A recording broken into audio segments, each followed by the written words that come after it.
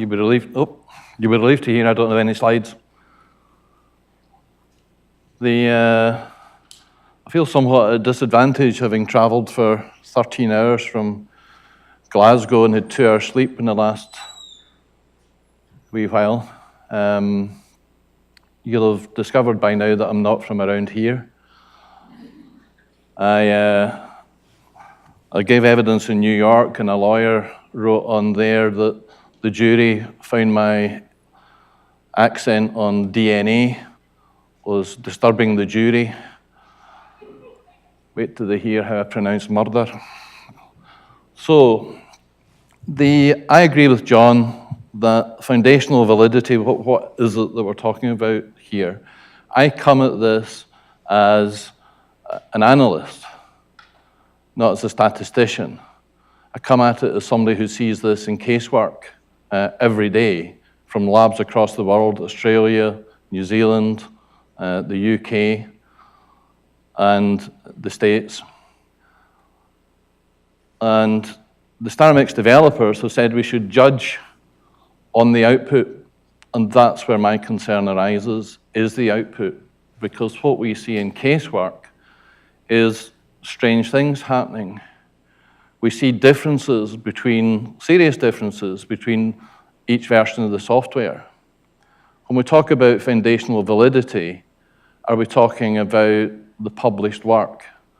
But if the software is changing almost monthly, what formulae are actually being incorporated into the software? What changes are being made that are not reflected in the published papers? At what point do the published papers become irrelevant because the software is now so far away from those foundational equations that we can't see whether the algorithms are actually incorporating the published formulae? That's the difficulty with not having access to the source code. I understand why there's resistance to that, but just showing it to the defense is not peer review. There's a practical problem there. Most countries are working on legal aid. But what I know is I couldn't get all of the kinds of resources that the STRmix team have employed in developing STRmix.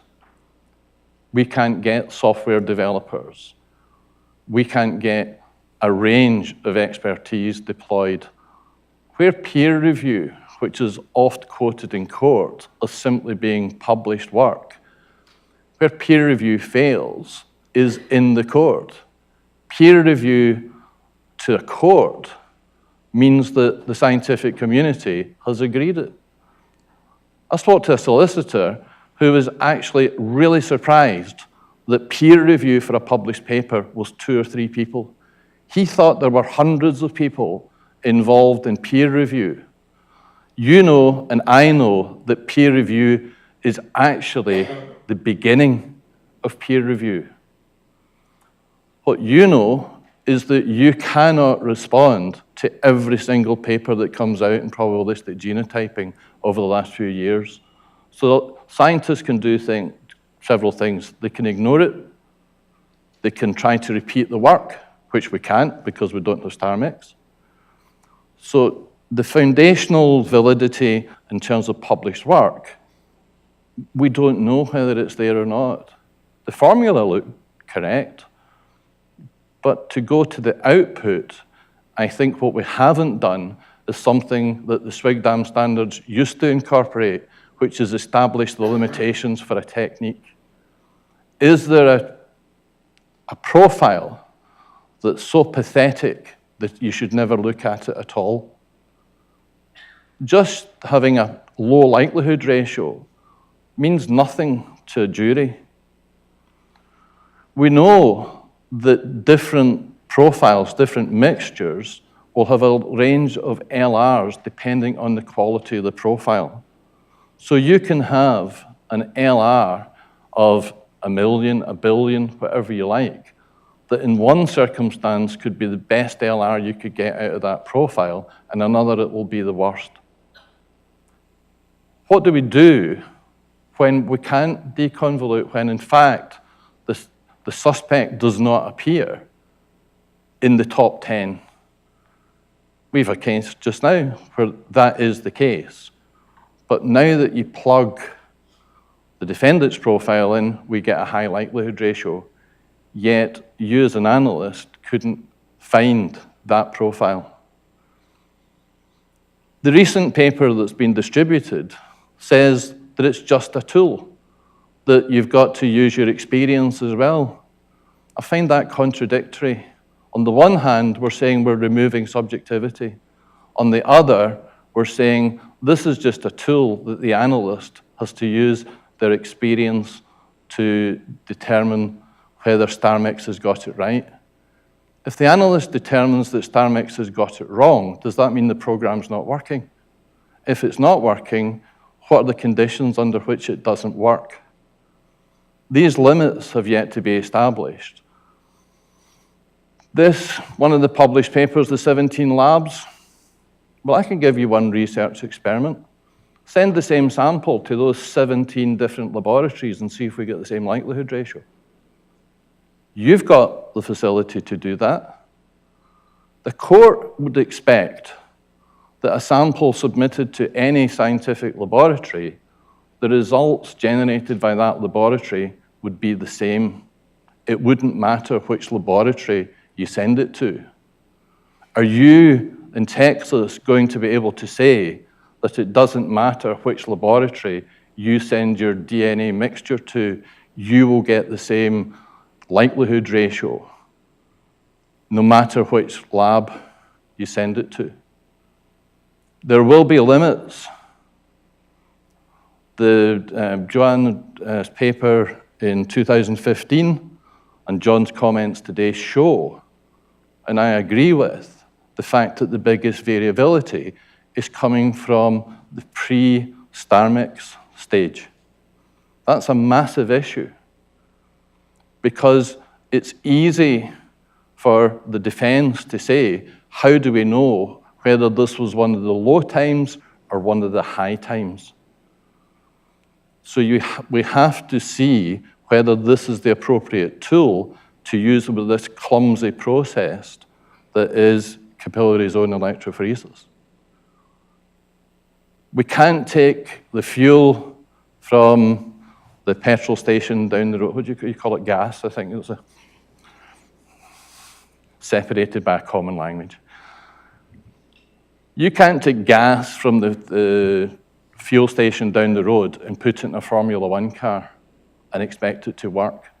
You can't take a Formula One engine and put it in your family car and expect it to work.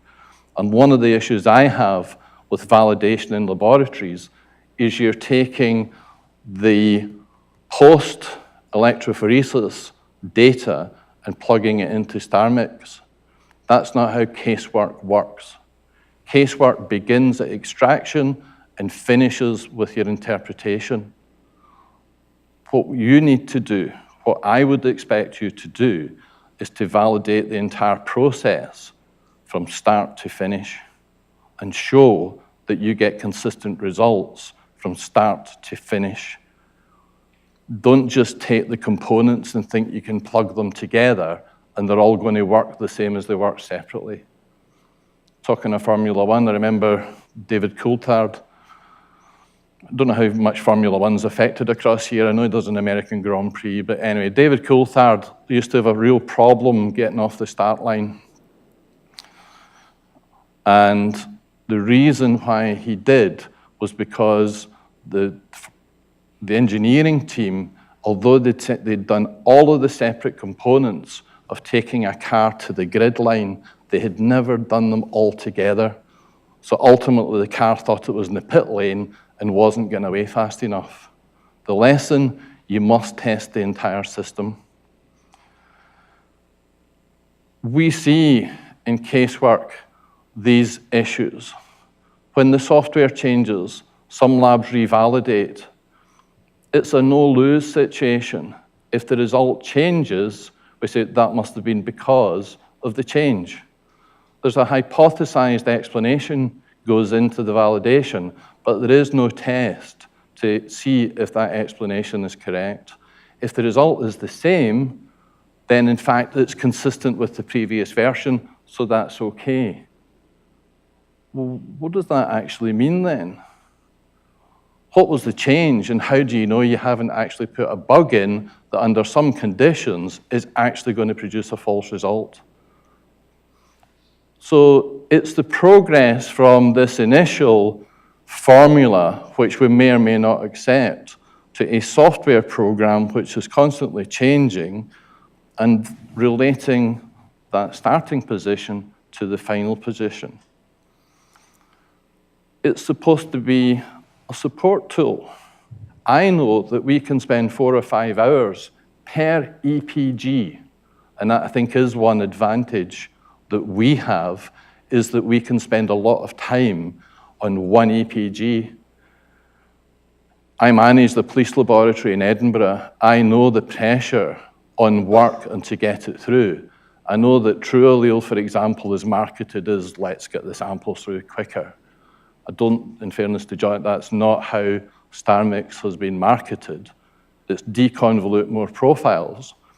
But in my opinion, the profiles that we haven't had a problem with, even though STRmix has been used on them, are those where we can actually see a major, even if it's not at all of the loci. 2 minutes. I'll just stop now. Thank you very much for listening.